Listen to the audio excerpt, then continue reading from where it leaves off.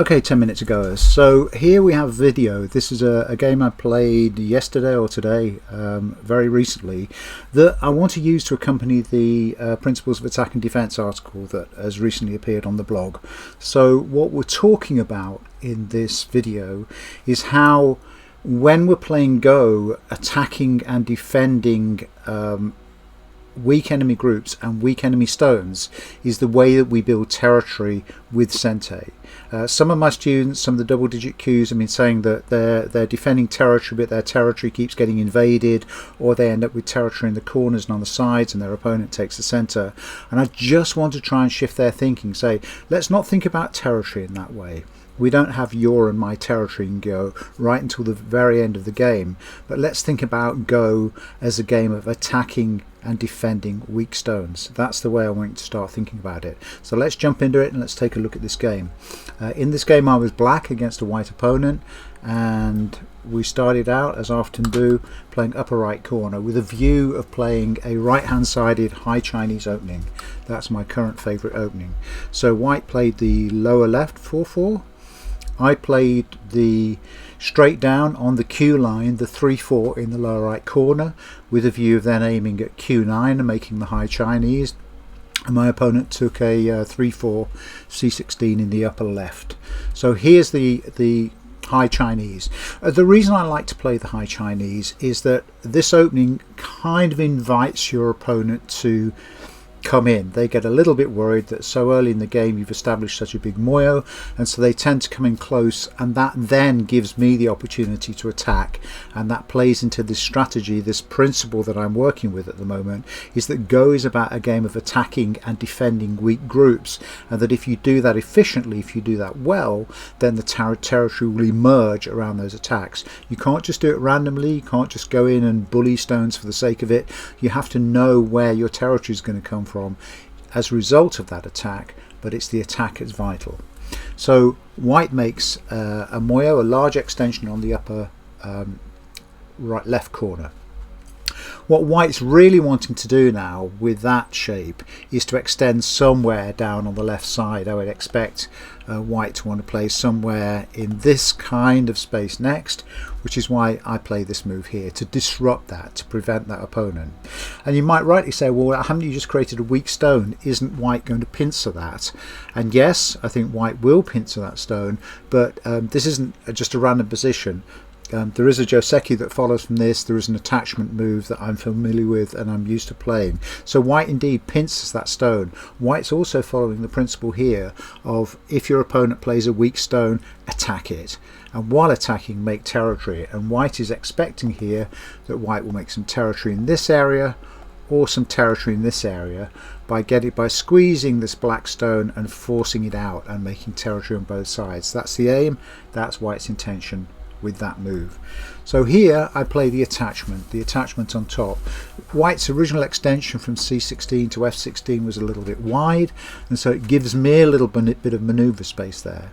And white has really two options. If white is inside, then I'm happy to draw back like this and start to build some shape. And if white is on this side, then I'm going to cross cut. And you can see that after the cross cut, this stone is in perfect position to support the cross-cutting stone. So what happened in the game? Well, in the game I attached and white actually handed on the outside, so indeed I cross-cut, making use of that stone that originally was placed 2 spaces away from the white stone like that for this very eventuality. So white defends the corner. White decides it wants the territory in the corner. I'm interested in the outside now because this is a reduction, so I want to establish some stones there and then come out. So I take the Atari, white extends again, and then I make a shape move. This particular shape, I don't know its name, but the relationship between these stones is really important, because it's impossible for white to disconnect those stones, and it's quite a fast move. If I have to give up this stone, then I'm the triangle stone now in the corner, then I'm happy to do that. And when you invade your opponent like this, it's really important that you don't make a heavy group, that you keep your stones light. And by light stones we mean that we can give up some or part of the group in order to get the rest of the group away. If we create a heavy group, it's like a solid lump and it lives or dies as one, and that then becomes a burden to us. So I didn't want to create a burden this early in the game. I wanted a light group, so I jumped out light and flexibly, heading for the center with my stones, having disrupted the potential shape, because white originally, as we've noted, with that stone and that stone, was looking to build a big, large sized corner territory. So white then Atari'd. I could give this stone up, but I decided to keep that stone because the presence of this one means that I can get the group out into the center quite comfortably, and so it keeps the white stone separated. This stone here is actually doing useful work, because while this stone is in place, the D16 stone is keeping these stones separated from these, and that's an advantage to me because white has then got two weaker groups. So then white makes a base for the stones, which I think is good. So white's attacking efficiently here. It's attacking black stones, but also with an eye to making some territory in the lower left corner. And so black does the same. So I want to restrict the size of white's group in the upper left. I've given up the D16 stone as light. It's done its work. It's had its use. It made the shape move that I wanted, and so black then extends from its Q16 stone. So we're looking at now the relationship between this one and this one. That's an extension from that stone. White blocks the corner, which is a little bit small. It's a little bit unambitious, and it also gives me a move that I can't help but take, which is this one, poking at the gap between the two stones, poking the gap between the F and 16 stones. So white blocks that gap, and I place one more stone because that is a sente. White could not let black descend to B17, couldn't let black to come here, because that effectively would kill the three white stones and give black the whole corner. It would be a terrible outcome. So that's a strong sente. And I don't mind placing that stone because white places a stone, so it's a zero sum in terms of points in the corner. So that's fine for me. And now I get to make another move. And my move here is the jump. So I'm building some relationships between these two stones, and what I've got in mind here is some kind of territorial framework on the upper side. So white wants to disrupt that in that way by placing that stone. White's just placed another weak group, a weak stone that's vulnerable to attack, but in this case I actually just extend here to actually start to build those points in the bank. My attack here is just on the left side. This framework is now working very nicely together to deliver some territory for black. So white pushes out because it doesn't want to get shut in, and I would like to connect, if I possibly can, I'd like to connect these black stones to these black stones to keep everything strong and connected. So first I add some pace to the stones on the left, because after white's move there, I certainly don't want white to come out in this kind of space, and then my group here is very weak and very eyeless. So I extend it here to add some pace and make sure that it's still got access to the center, because I can't make eyes on the edge. There's no space in this kind of area for two eyes for black, or even one eye, so black has got no choice but to run and to keep moving across the board to its friends on the other side. So white threatens these. Now I've recently posted a video talking about Simon's responses and how Simon ends up with lots of territory around the edges but loses the center, and actually this move by black would give white this move, and black can't do this because of this kind of thing, and then black is confined to the center. Do you see how that would work? Or indeed after this one, if black tries to play here, white could play here, and there's even a move here, because this ladder doesn't work like that, and then white kills here. So I can't do that kind of underneath stuff, so black comes out. Now notice, and again this is really important principle, we've got white stone, and white made this approach here. black connects, and now black's group of 3 has got 1, 2, 3, 4, 5, 6, 7 liberties, and white is jammed up against a wall with only 3 liberties. So this white stone is really disadvantaged in this fight, and black has got an extension here. This is exactly the kind of space that white would like to extend to. So white has to do a very small extension. This is a barely one-eyed extension because of the constraints. So this was a really not a great move by white, coming into such a constrained space.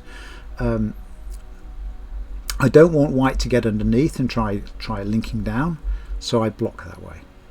And white makes a tiger mouth, and then I push this way, and then white has made a lumpy shape. It's made a solid shape that is now can't make any eyes on that edge, and then black jumps. And the aim of the black jump is to try and connect again these stones together in some way, because these are acting as cutting stones. This corner's strong, this corner's strong. White's corner here is alive. White's got a weak stone over here, a weak group here, and a solid and strong corner in the lower left. So white comes out as well.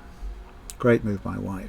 So black makes this shape move, aiming to connect all of the stones on that side together and make sure they've got lots of liberties to fight with, as well as you can see, they've got a huge easy access to the center of the board and to the stones on the down in the lower right hand corner.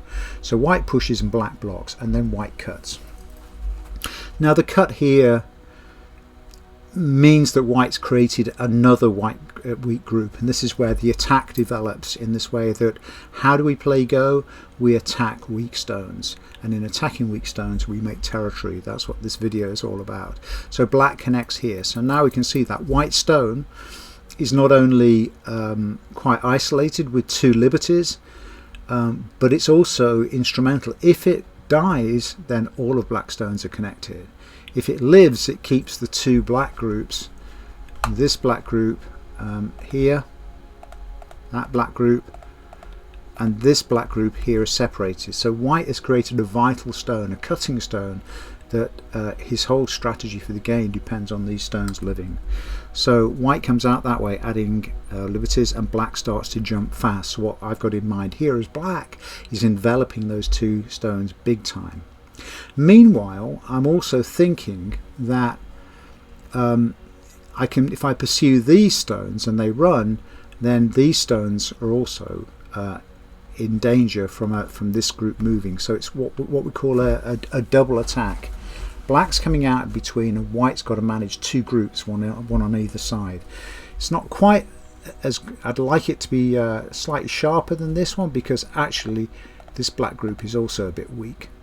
But there we go, we can't have everything in Go. So white comes out that way. So black comes out on a Kosumi to prevent white developing in that direction. And we can see how that move then starts to put some pressure on these.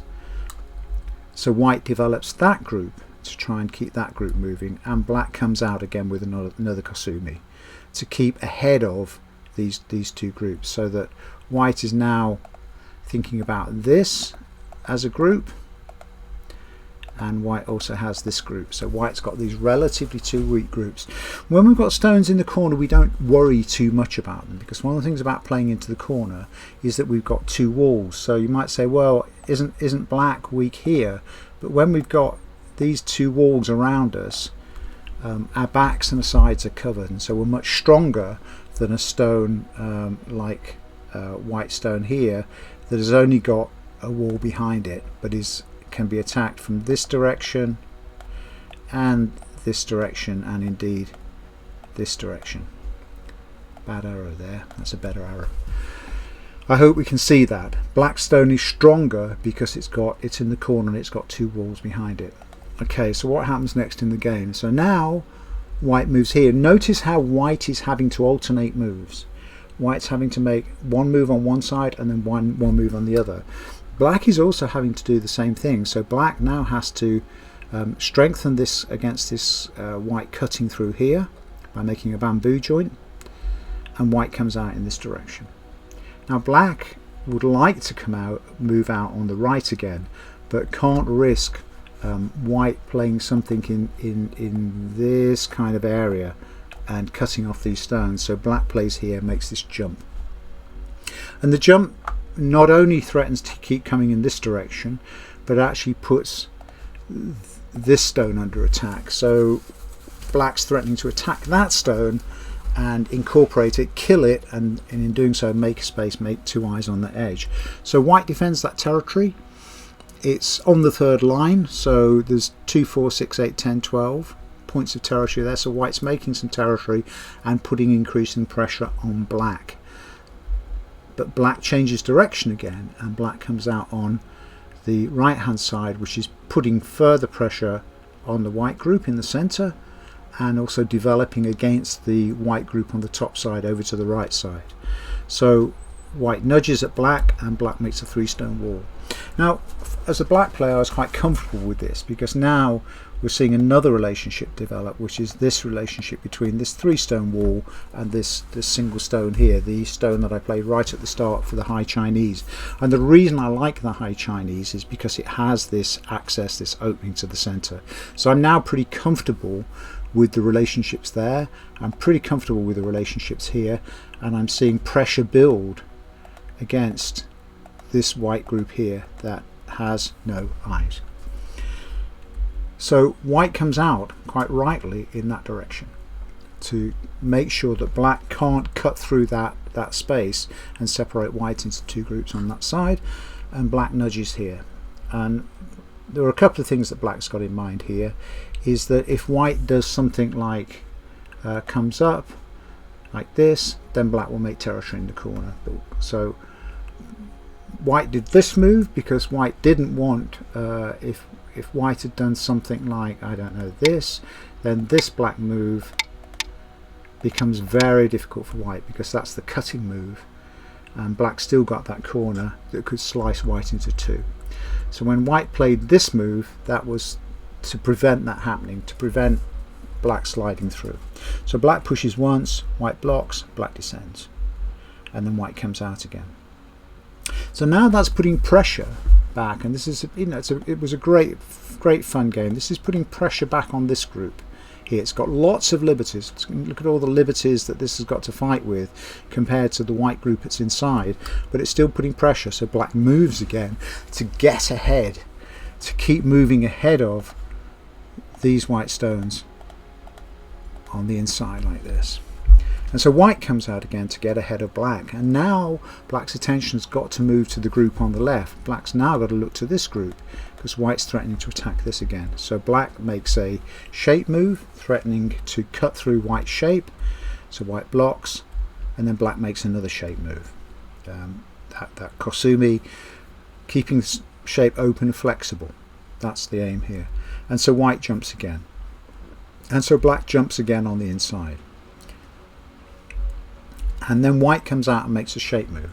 At this point in the game, I thought that actually white now here in this area of the board has enough space to make two eyes and is probably out. So my attention needs to turn to attacking this white group on the top side, attacking that white group there. So I block, just put a straight block and say, okay, that's it, that's the wall. And white comes down, and so black comes down. This wasn't a great move by white, and then white jumped and black attached too, and white came up and black made a wall. And so white's made a solid wall, but black's got the outside wall with all of those liberties. And so white plays here and black descends, and then white comes in this direction, and then black makes territory.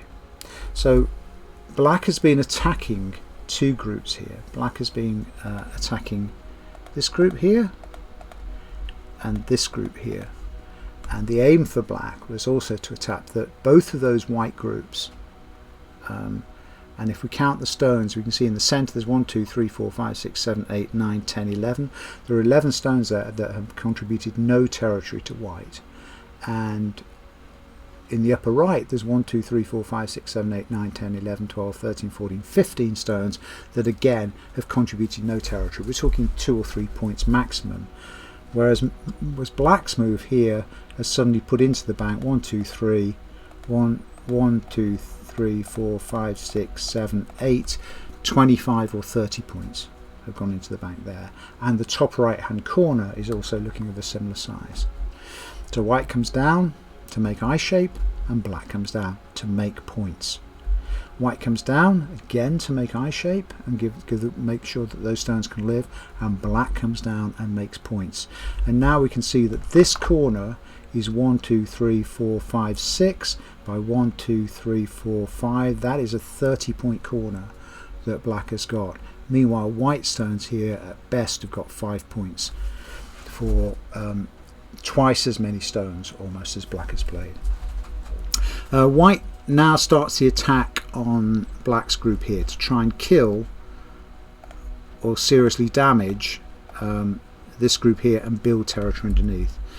So but black harnes, white cuts, but this is a side Joseki, so black first Ataris once in this direction, white moves, and then black Ataris in this direction, and white descends and black connects, and white turns and black descends.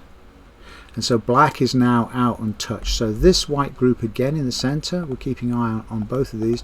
This white group here we think is largely now alive. It can make 2 eyes relatively smoothly.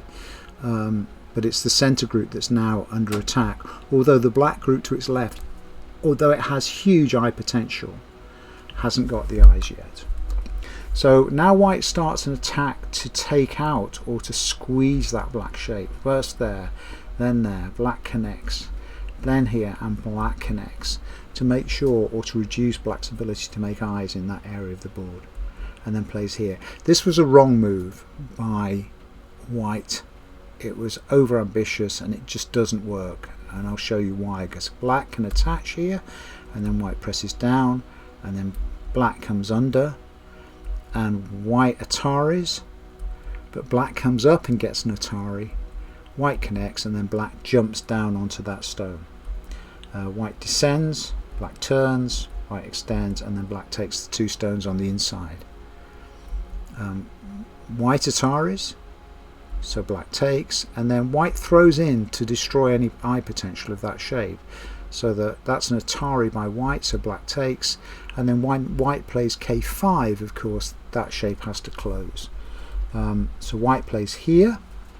But notice that white stones here don't have any eyes yet, and black is now pretty strong. I mean, black's ability to make at least 1 eye quickly in here, if not 2, is very high. So black's got lots of eye potential and white's short. So black pushes in here to prevent white having any eye space on that edge, and white pushes here, so black blocks, white comes down, again black blocks.